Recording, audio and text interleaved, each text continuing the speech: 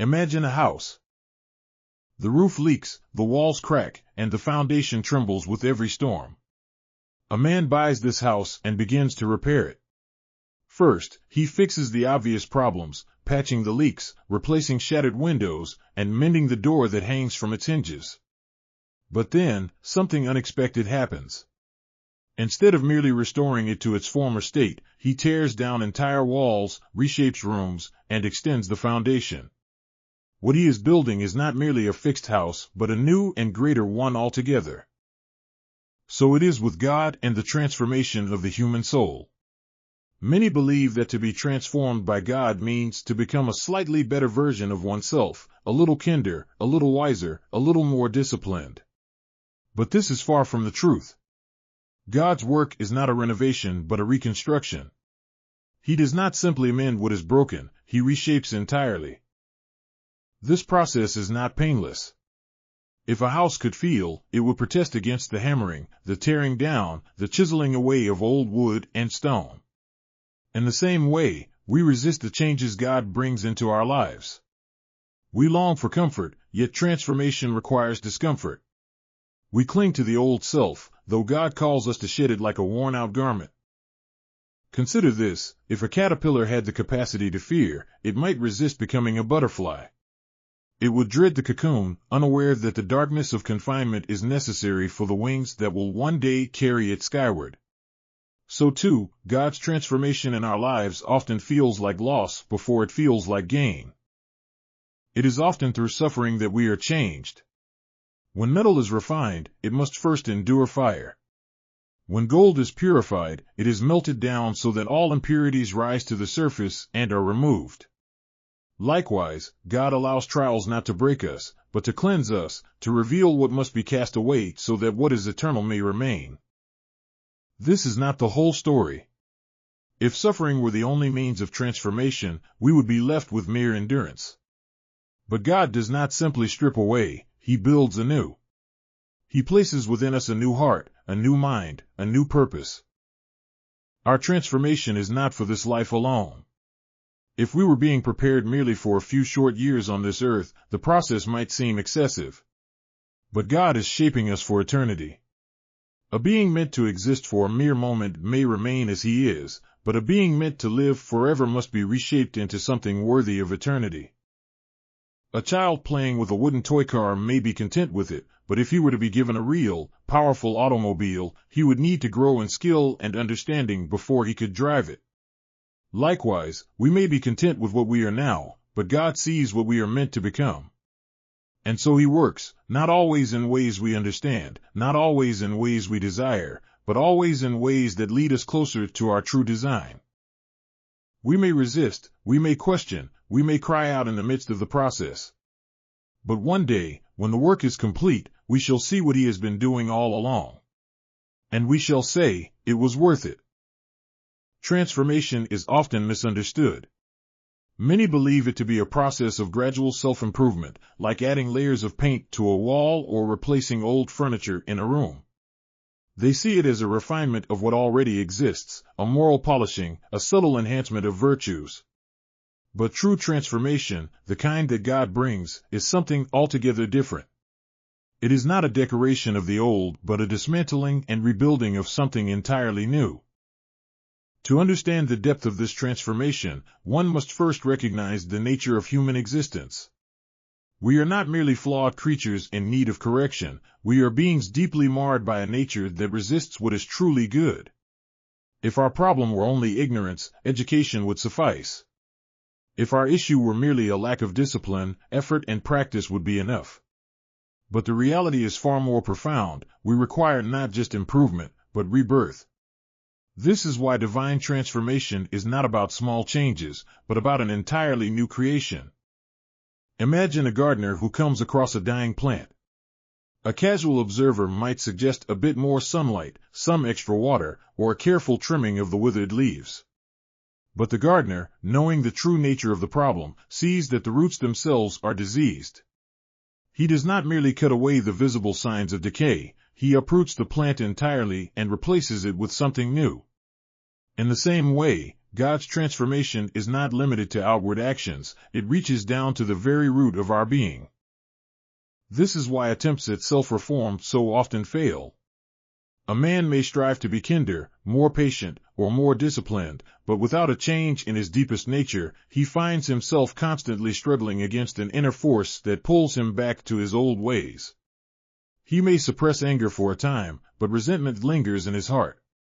He may resist temptation for a season, but his desires remain unchanged. The issue is not merely one of effort, but of essence. Without divine intervention, a man may alter his behavior, but he cannot alter his very being. God's transformation, therefore, is not a process of making us better versions of ourselves, but of making us entirely new. This is why Scripture speaks of a new heart rather than an improved one, of a new creation rather than a repaired one. The language is not of adjustment, but of replacement. The old is not modified, it is removed so that the new may take its place. It is not instantaneous.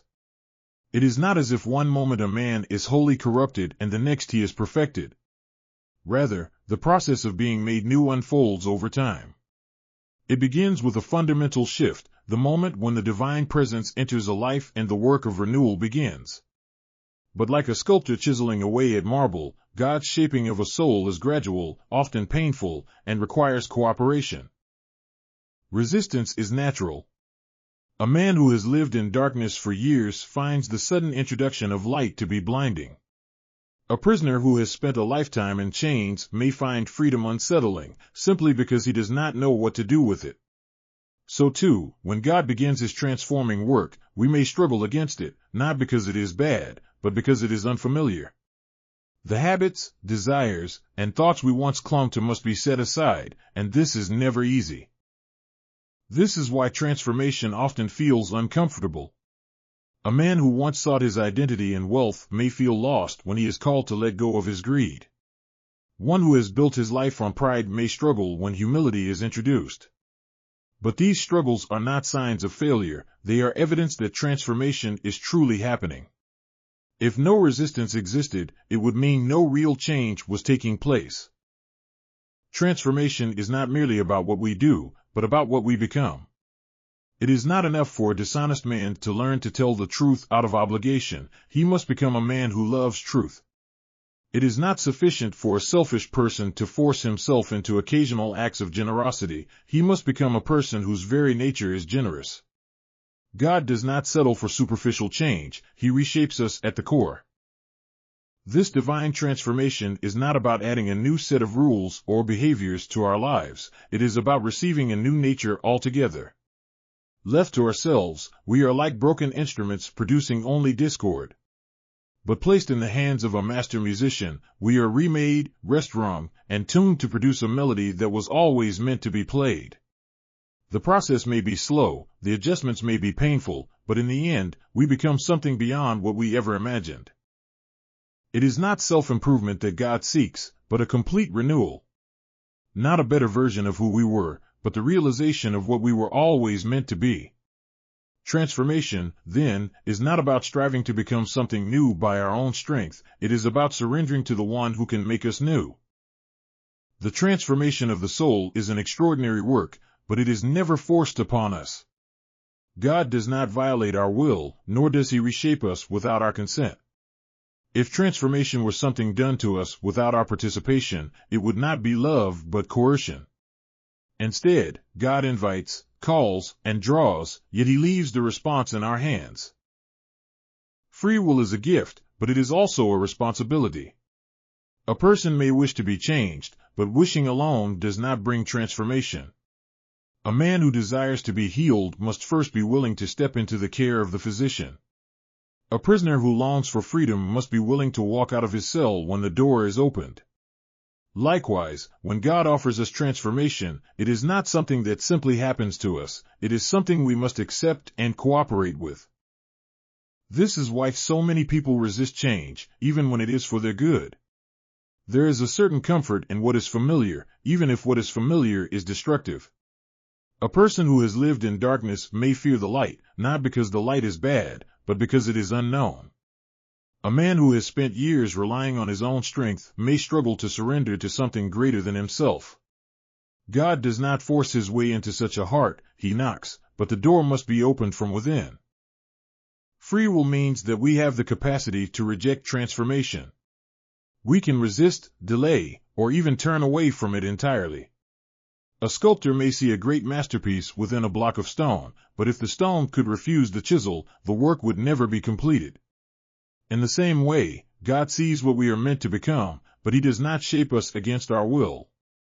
He invites us to submit to the process, but we must allow the chisel to do its work. There is a paradox in human nature. We long for transformation, yet we fear what it will cost. We desire to be free from our flaws, yet we hesitate to let go of them. A man may wish to be free from his anger, but he may also find a strange satisfaction in holding on to resentment. Another may long to be rid of his pride, yet he clings to it because it has become the foundation of his identity.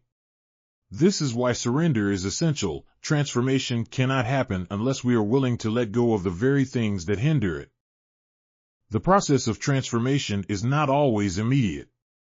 Sometimes, a person may respond quickly to God's invitation, eager to be changed.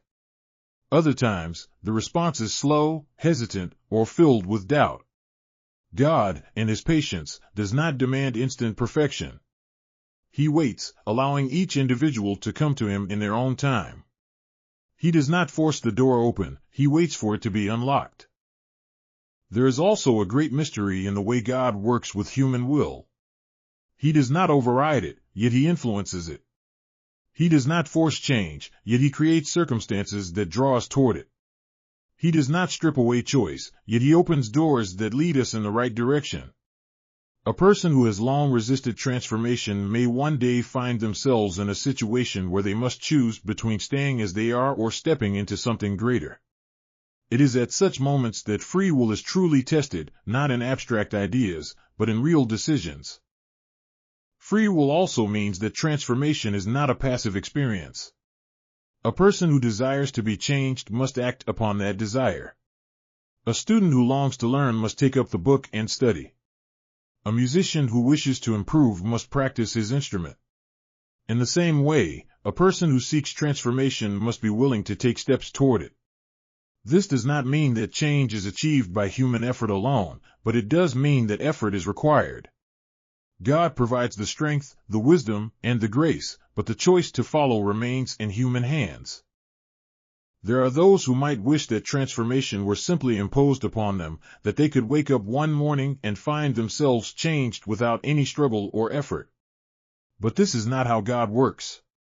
He does not desire mechanical obedience or forced virtue. He seeks a willing heart, a surrendered will, and a soul that freely chooses him.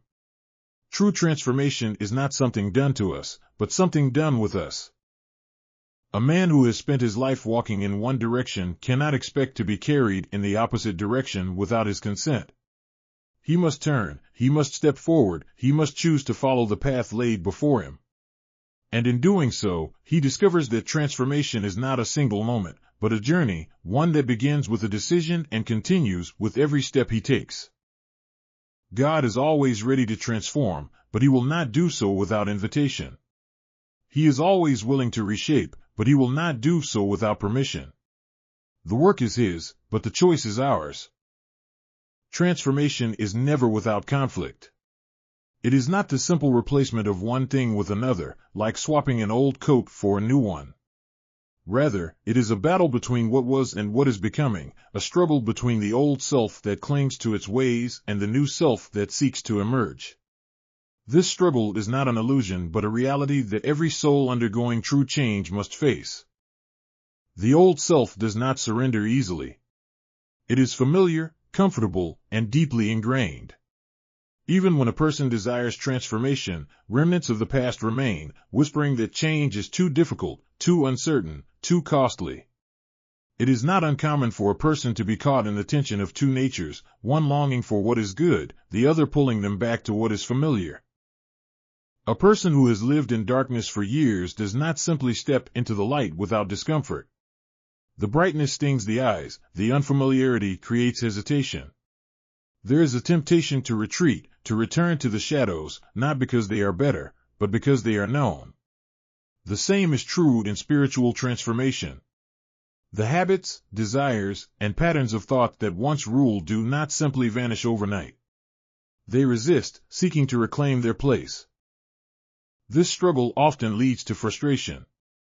A man may wonder why, after choosing transformation, he still feels drawn to his old ways. He may question whether real change is even possible. But this struggle is not a sign of failure, it is a sign that transformation is truly happening. If the old self had no hold, there would be no need to battle against it. The very presence of the struggle indicates that something new is taking root. There are moments when the old self seems to overpower the new. A person who has resolved to leave behind anger may find himself snapping in frustration. One who is committed to honesty may still feel the urge to bend the truth. The presence of these moments does not mean that transformation is an illusion, it means that the battle is real. A soldier does not doubt the war simply because he faces opposition, he recognizes that opposition is proof that the fight is ongoing. The struggle between the old and the new is not merely external but internal. It is not just about changing behavior, it is about changing identity. A person does not simply stop lying, he becomes truthful. A person does not merely resist pride, he becomes humble. This is why the battle is difficult, because it is not about adding new habits to an unchanged soul, but about reshaping the very core of who a person is. There is a danger in underestimating the old self. It does not always attack with force, it often works through subtlety. It disguises itself in excuses, rationalizations, and half-truths. It tells a person that change is too difficult, that a small compromise is harmless, that transformation can be delayed. It convinces a man that his past defines him, that he is incapable of true renewal, that he is unworthy of being made new. These whispers are persistent, but they are lies meant to hold a person back. The process of transformation requires endurance. A man does not become strong simply by deciding to lift weights, he must train, push through pain, and persist even when progress seems slow. In the same way, transformation does not happen in a single moment of decision, but in daily choices, repeated over time. There will be victories, and there will be setbacks, but neither define the journey as much as the determination to continue. There are times when the struggle feels overwhelming, when the old self seems too strong, when the new self feels distant. In such moments, it is easy to believe that true transformation is out of reach. But the presence of the struggle is itself proof that transformation is underway. A man who was never changing would feel no tension between two natures, he would simply remain as he is. The very fact that there is a battle means that something new is indeed breaking through. The old self is persistent, but it is not invincible. It may resist, but it cannot ultimately stand against true transformation. Though it fights, it is fighting a losing battle. The new self, once given room to grow, gains strength over time. What once felt like an impossible war becomes, little by little, a victory that is not only possible but inevitable. The struggle is not a sign to give up, it is a sign to press on. The old self may fight to remain, but it is the new self that is meant to endure. And though the battle may feel long, the outcome is certain. The new self is not an illusion, it is the reality that is waiting to be fully realized. Suffering is often seen as an enemy, something to be avoided at all costs. It disrupts comfort, unsettles expectations, and shakes the very foundations upon which we build our lives. Yet, in the process of transformation, suffering is not an obstacle but a tool. It is not a sign of abandonment but of refinement. The very pain that seems to hinder change is often the means by which true change takes place. There is a tendency to believe that transformation should be painless, that growth should be smooth, that the journey toward becoming new should be free of hardship. But nothing of great value is ever forged without pressure. A lump of coal must endure intense heat to become a diamond.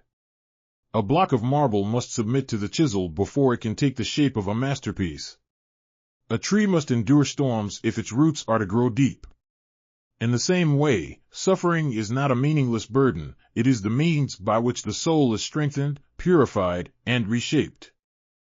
Pain reveals what is hidden. A man may believe himself to be patient until he is placed in a situation that tests him. He may assume he is generous until he is asked to give when it is inconvenient. He may think himself strong until hardship exposes his weakness. Suffering strips away illusions, revealing the true state of the heart. It forces a person to confront what lies beneath the surface, to see himself as he truly is, and to recognize his need for transformation. There is a kind of learning that comes only through suffering. Words of wisdom may instruct, but they do not shape a soul as deeply as experience. A man may read about endurance, but it is only through trials that he learns what endurance truly means. He may hear that faith is valuable, but it is only when he stands in uncertainty that he discovers the depth of faith. He may be told that love is sacrificial, but only when he must love in the midst of pain does he grasp its true nature. Suffering humbles. It strips away pride, reminding a person that he is not self-sufficient. It teaches reliance, forcing one to lean not on his own strength, but on something greater. A man who has never suffered may believe himself in control of his own destiny, but hardship reveals how fragile that control truly is. It is in weakness that he learns where true strength lies. It is in loss that he understands what is truly valuable. It is in the breaking that he becomes open to being remade. There is a refining nature to suffering. It burns away what is unnecessary, removing what does not belong. Just as gold is purified by fire, so too is the soul purified through trials. Selfishness is exposed and stripped away. Impatience is tested and reshaped into endurance. Fear is confronted and replaced with trust. Suffering is not meaningless, it is the fire through which transformation is accomplished. One of the greatest temptations in suffering is to resist it, to run from it, to seek escape at any cost. But escape often comes at the price of growth. A seed buried in the soil may long to avoid the pressure, but it is only by pushing through the dirt that it reaches the light.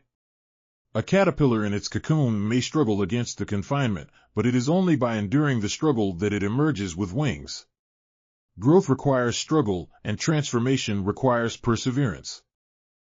Suffering also deepens compassion.